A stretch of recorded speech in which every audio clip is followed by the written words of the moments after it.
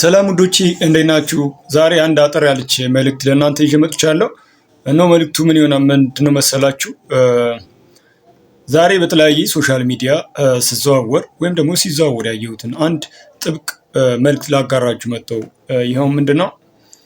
ብዙውን ጊዜ የንግድ ተቋማት ላይ ወይም ደግሞ የሽያጭ ተቋማት ላይ በተለያየ መንገድ የሐሰተኛ ደረሰኞች ለነጋዴዎች እየተሰሩ ወይም ደግሞ ይሰጣሉ። ለምሳሌ ግብይት ፈጽማችሁ ሐሰተኛ ደረሰኝ በቴሌብር ሊሆን ይችላል፣ በንግድ ባንክ፣ በአዋሽ፣ በአቢሲኒያ በተለያዩ የባንክ አማራጮች ወይም ደግሞ በዋሌትም ሊሆን ይችላል።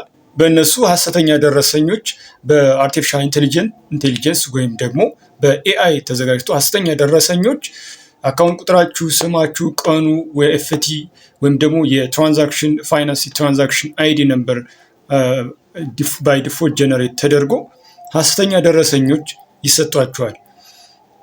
ስለዚህ የመጀመሪያው ነገር የምታደርጉት ነገር ምንድን ነው? ብትችሉ እኛ ጋር እንግሊዘኛ ተምራችሁ እንደዚህ አይነት ችግሮችን በቀላሉ መቅረፍ ትችላላችሁ። አንደኛ ስሙን፣ ደረሰኙ፣ ቀኖቹን በደንብ ማንበብ፣ እነዚህ የትራንዛክሽን አይዲዎችን እነሱ መለየት መቻል እንዲያስችላችሁ።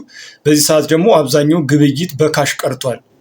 ስለሆነም ይህ ግብይቶች በካሽ በመቅረታቸው ምክንያት ብዙዎቻችሁ ለከፋ ለማጭበርበር ድርጊት ወይም ደግሞ ለዘረፋ ትጋለጣላችሁ። ስለዚህ እነሆ የፓርስ ቀለም ብላችሁ እኛ ጋር ብትመጡ እንደኛ በቀላሉ እንግሊዝኛን አንብባችሁ እንድትረዱ እናስችላችኋለን።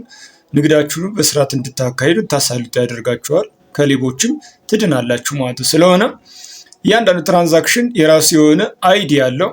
ስለዚህ ያን ትራንዛክሽን የራሱ የሆነ መለያ ቁጥር ነው ማለት ነው። መለያ ኮድ ነው ብንለው ይቀላል፣ ቁጥር ብቻ ስለማይሆን ማለት ትራንዛክሽን አይዲ።